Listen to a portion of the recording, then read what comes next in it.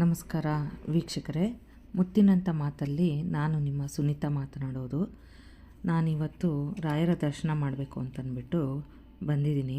ನನಗೆ ತುಂಬ ದುಃಖ ಅಥವಾ ತುಂಬ ಸಂತೋಷ ಆದಾಗ ನಾನು ನೇರವಾಗಿ ಗುರುಗಳ ದರ್ಶನಕ್ಕೆ ಬರ್ತೇನೆ. ನನ್ನ ಕಷ್ಟ ಸುಖ ಅಥವಾ ಜೀವನದ ಪ್ರತಿಯೊಂದು ಹೆಜ್ಜೆಯಲ್ಲೂ ಕೂಡ ನಾನು ಗುರುಗಳನ್ನ ನಂಬುತ್ತೀನಿ. ನನ್ನ ಜೀವನದ ಕಷ್ಟ ಸುಖಗಳ ಜೊತೆಯಲ್ಲಿ ಅವರು ಯಾವತ್ತೂ ನನ್ನನ್ನು ಕೈ ಬಿಡಲಿಲ್ಲ. ನನ್ನ ಜೊತೆಯಲ್ಲಿ ನನ್ನ ನೆರಳಿನಂತೆ ಅವರು ನನ್ನನ್ನು ನಿಜವಾಗ್ಲೂ ಕಾಪಾಡ್ಕೊಂಡು ಬಂದಿದ್ದಾರೆ ನಮ್ಮ ಗುರು ರಾಘವೇಂದ್ರರು. ನನ್ನ ಜೀವನದ ಪಯಣದ ಪ್ರತಿಯೊಂದು ಕ್ಷಣ ಅವರ ಇರುವಿಕೆಯನ್ನು ನನಗೆ ಪ್ರತಿ ಸಲನೂ ತೋರಿಸ್ಕೊಟ್ಟಿದ್ದಾರೆ. ಹಾಗಾಗಿ ನಾನು ಗುರುಗಳನ್ನ ತುಂಬ ನಂಬ್ತೀನಿ. ಹಾಗೆ ಇವತ್ತು ಗುರುವಾರ ಆಗಿರೋದ್ರಿಂದ ದರ್ಶನ ಮಾಡೋಣ ಅಂತಂದ್ಬಿಟ್ಟು ಬಂದಾಗ ನನಗನ್ನಿಸ್ತು ನಮ್ಮ ರಾಯರನ್ನು ನಿಮಗೂ ತೋರಿಸ್ಬೇಕು ಅಂತಂದ್ಬಿಟ್ಟು. ಹಾಗಾಗಿ ಈ ವಿಡಿಯೋ ರೆಕಾರ್ಡಿಂಗ್ ಮಾಡೋದಕ್ಕೆ ಅಂತಂದ್ಬಿಟ್ಟು ಶುರು ಮಾಡ್ತೇನೆ.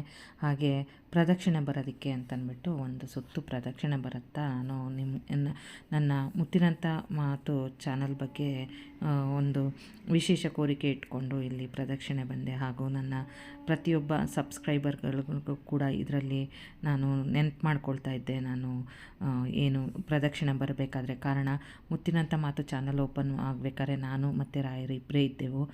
ಅದ ನಂತರ ಈಗ ನನಗೆ ಸುಮಾರು ಸಬ್ಸ್ಕ್ರೈಬರ್ ನನ್ನ ಚಾನಲಲ್ಲಿರೋದ್ರಿಂದ ನನ್ನ ಒಂದು ಕುಟುಂಬ ದೊಡ್ಡದಾಗ್ತಾ ಇದೆ ದಿನೇ ದಿನೇ. ಹಾಗಾಗಿ ನನ್ನ ಕುಟುಂಬದ ಪರವಾಗಿ ಸಹ ರಾಯರ ಹತ್ರ ಒಳ್ಳೆಯದಾಗಲಿ ಅಂತಂದ್ಬಿಟ್ಟು ಕೋರಿಕೊಂಡು ನಾನು ಇಲ್ಲಿ ಪ್ರದಕ್ಷಿಣೆಯನ್ನು ಬಂದೆ. ಒಂದು ಪ್ರದಕ್ಷಿಣೆ ಬಂದ ನಂತರ ನನಗೆ ಸಮಾಧಾನ ಅಂತ ಅನ್ನಿಸ್ತು. ಕಾರಣ ಯಾವಾಗಲೂ ನಾವು ದೇವ್ರ ಹತ್ರ ಏನಾದರೂ ಒಂದು ಬೇಡಿಕೆ ಇಟ್ಕೊಂಡೇ ಹೋಗ್ತೀವಿ, ಅದು ಎಲ್ರಿಗೂ ಗೊತ್ತಿರೋವಂಥ ವಿಷಯ. ಹಾಗೆ ನನ್ನದು ಕೂಡ ಒಂದು ಕೋರಿಕೆ ಇತ್ತು ವೀಕ್ಷಕರೇ.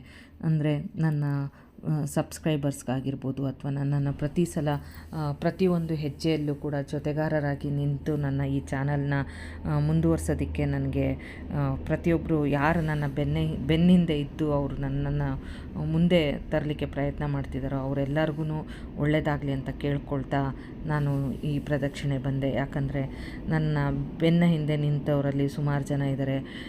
ಅವರ ಒಂದು ಪ್ರೋತ್ಸಾಹ ಇಲ್ಲ ಅಂತ ಹೇಳಿದರೆ ನಾನು ಇವತ್ತು ಇಲ್ಲಿ ತನಕ ಬರೋದಕ್ಕೆ ಸಾಧ್ಯ ಆಗ್ತಾ ಇರಲಿಲ್ಲ. ಹಾಗೆ ಗುರುಗಳ ಆಶೀರ್ವಾದ ಕೂಡ ಮುಖ್ಯ ಆಗುತ್ತೆ. ಗುರು ರಾಘವೇಂದ್ರರ ಆಶೀರ್ವಾದ ಮತ್ತು ನನ್ನ ಜೊತೆಯಲ್ಲಿ ನನ್ನ ಈ ಚಾನಲ್ ಹಿಂದೆ ಮತ್ತು ನನಗೆ ಪ್ರೋತ್ಸಾಹ ಕೊಡ್ತಕ್ಕಂಥ ಪ್ರತಿಯೊಬ್ಬರ ಬಗ್ಗೆನೂ ನಾನು ಒಳ್ಳೆಯದಾಗಲಿ, ಅವರಿಗೆ ಕಾಪಾಡಲಿ ದೇವರು ಅಂತಂದ್ಬಿಟ್ಟು ಕೇಳ್ಕೊಳ್ತಾ ನಾನು ಈ ಪ್ರದಕ್ಷಿಣೆ ಬಂದೆ. ನಿಜವಾಗ್ಲೂ ಹೇಳ್ತೀನಿ, ಎಲ್ಲೂ ಸಿಗದಿರುವಂತಹ ಒಂದು ನೆಮ್ಮದಿ, ಸುಖ, ಶಾಂತಿ ನೀವು ರಾಯರ ಮಠದಲ್ಲಿ ನೀವು ಕಾಣ್ಬೋದು. 1 ಗಂಟೆ ಕೂಡ ನಿಮಗೆ ಬೇಕಾಗಿಲ್ಲ, 10 ನಿಮಿಷ ಟೈಮ್ ಇದ್ದರೂ ಸಾಕು. ದಯವಿಟ್ಟು ನೀವು ರಾಯರ ದರ್ಶನ ಮಾಡಿಕೊಂಡು ಒಂದು 10 ನಿಮಿಷ ಅಲ್ಲಿ ಕಾಲ ಕಳೆದ್ರೆ ಆ ವೈಬ್ರೇಷನ್ ಏನಿದೆ, ಪಾಸಿಟಿವ್ ಎನರ್ಜಿ ಏನಿದೆ, ನೀವು ಅದನ್ನು ಅಲ್ಲಿ ಖಂಡಿತವಾಗ್ಲೂ ಫೀಲ್ ಮಾಡ್ಬೋದು. ಹಾಗೆ ನಾನು ಕೂಡ ಇಲ್ಲಿ ರಾಯರ ಒಂದು ಆಶೀರ್ವಾದದ ಒಂದು ಫೀಲಿಂಗ್ ಏನಿದೆ, ನನಗೆ ಅದು ಪಾಸಿಟಿವ್ ವೈಬ್ಸ್ ಏನಿದೆ ಅದು ನನಗೆ ನಿಜವಾಗ್ಲೂ ನನಗಲ್ಲಿ ಸಿಗ್ತಾಯಿತ್ತು. ಅದೊಂದು ನನಗೆ ತುಂಬ ಖುಷಿ ಕೊಡ್ತು ಅಲ್ಲಿ. ಯಾಕಂದರೆ ಮುತ್ತಿನಂಥ ಮಾತು ಚಾನಲ್ ಶುರುವಾಗುವಾಗ ನಾನು ಮತ್ತು ರಾಯರು ಇಬ್ಬರೇ ಇದ್ದಿತ್ತು. ಇವತ್ತು ಕುಟುಂಬ ದೊಡ್ಡದಾಗ್ತಾ ಇದೆ. ಅದಕ್ಕೆ ಕಾರಣ ನನ್ನ ರಾಯರೇ ಅಂತ ನಾನು ನಂಬಿದ್ದೀನಿ. ಯಾಕಂದರೆ ನನ್ನ ಯೂಟ್ಯೂಬ್ ಚಾನಲ್ ಶುರುವಾಗುವಾಗ ನಾನು ಇಲ್ಲಿ ಬಂದಿದ್ದೆ. ಅವತ್ತು ನಾನು ಒಬ್ಬಳೇ ಇದ್ದೆ, ನನ್ನ ಚಾನಲ್ ಕೂಡ ಶುರುವಾಗಿರಲಿಲ್ಲ. ಆವತ್ತಿನ ದಿನಕ್ಕೂ ಇವತ್ತಿನ ದಿನಕ್ಕೂ ತುಂಬ ವ್ಯತ್ಯಾಸಗಳನ್ನ, ಒಂದು ಏಳಿಗೆಯನ್ನು ನಾನು ಕಂಡೆ. ನಾನು ಹೇಳೋದೇನಂತಂದರೆ, ಪ್ರತಿಯೊಬ್ಬರು ಯಾರಾದರೂ ಏನಾದರೂ ಕೆಲಸ ಮಾಡುವಾಗ ಅವರು ಜೊತೆಯಲ್ಲಿ ರಾಯರನ್ನ ನೀವು ಕರ್ಕೊಂಡು ಹೋಗಿ, ನೀವು ಅವರನ್ನು ಕೈ ಹಿಡಿದು ನಡೆಸ್ಕೊಂಡು ಹೋಗು ಅಂತಂದ್ಬಿಟ್ಟು ಕೋರಿಕೊಳ್ಳಿ ರಾಯರ ಹತ್ರ. ಖಂಡಿತವಾಗ್ಲೂ ಅದು ನಿಮಗೆ ಯಶಸ್ಸನ್ನು ತಂದು ಕೊಡುತ್ತೆ ಅಂತಂದ್ಬಿಟ್ಟು ನನ್ನ ನಂಬಿಕೆ ವೀಕ್ಷಕರೇ. ನನಗೆ ಕೊನೆಯಲ್ಲಿ ಅನ್ನಿಸ್ತಾಯಿತ್ತು, ನನಗೆ ರಾಯರ ಆಶೀರ್ವಾದ ಅಂತಂದರೆ ಮುಖ್ಯವಾಗಿ ನಮಗೆ ಸಿಗ್ತಕ್ಕಂಥದ್ದು ಅಕ್ಷತೆ. ರಾಯರ ಒಂದು ಅಕ್ಷತೆ ನನಗೆ ಸಿಕ್ತು. ಆ ಅಕ್ಷತೆ ಕೈಯಲ್ಲಿ ತೊಗೊಂಡಾಗ ನಮಗೆ ರಾಯರೇ ನಮ್ಮ ಜೊತೆಲಿದ್ದಾರೆ ಅಂತ ಫೀಲಿಂಗ್ ಬರುತ್ತೆ. ನೋಡಿ ಎಷ್ಟು ಚೆನ್ನಾಗಿದೆ. ಆ ಅಕ್ಷತೆನೇ ಒಂದು ನಮಗೆ ಶ್ರೀರಕ್ಷೆ.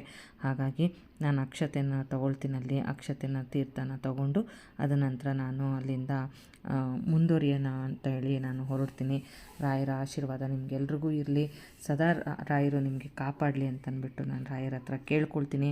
ನೀವು ಕೂಡ ಯಾವಾಗಲಾದರೂ ಟೈಮ್ ಸಿಕ್ಕಾಗ ಆಗಾಗ ದೇವರ ದರ್ಶನ ಮಾಡಿ, ರಾಯರ ದರ್ಶನ ಮಾಡಿ ಅಕ್ಷತೆಯನ್ನು ಪಡೆದುಕೊಳ್ಳಿ ಅಂತ ನಾನು ಕೇಳ್ಕೊಳ್ತೀನಿ ವೀಕ್ಷಕರೇ. ಎಲ್ರಿಗೂ ಧನ್ಯವಾದ. ಮುತ್ತಿನಂಥ ಮಾತು ಕಾರ್ಯಕ್ರಮದಲ್ಲಿ ಮುಂದೆ ಸಿಗ್ತೀನಿ. ನಾನು ನಿಮ್ಮ ಸುನೀತಾ ಮಾತನಾಡೋದು. ಧನ್ಯವಾದಗಳು ವೀಕ್ಷಕರೇ.